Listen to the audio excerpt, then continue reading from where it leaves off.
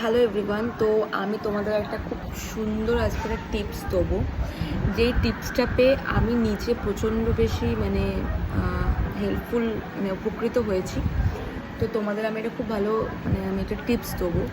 সেটা হচ্ছে যে যদি কারোর আন্ডার আর্মসে ব্ল্যাক প্যাচ টাইপের থাকে বা তোমাদের এরকম ফিল হয় যে তোমাদের আন্ডার আর্মসটা একটু ব্ল্যাক টাইপের একটু কালো মতো, বা তোমাদের আন্ডার আর্মস থেকে একটু স্মেল বেরোয়, অনেক দিস ইজ নর্মাল, বাট তবুও অনেকে সেটা ভালো লাগে না।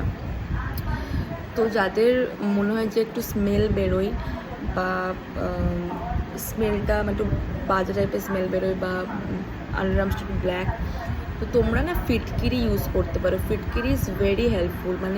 তোমরা স্নান করবে, স্নান করার পরে ফিটকিরিতে একটু জল নিয়ে আন্ডার আর্মসে ভালো করে লাগাবে, ঠিক আছে? লাগিয়ে রেখে দেবে। তোমার ওটা তুলতে হবে না পরে, কারণ ওটা স্কিনের সাথে আস্তে আস্তে ওটা মিশে যায়।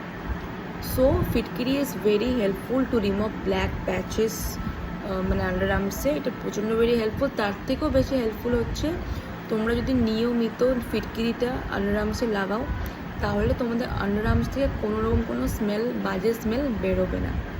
তোমাদের যদি এটা কাজে লাগে, ডেফিনেটলি তোমরা কিন্তু আমাকে কমেন্ট করতে পারো। Thank you.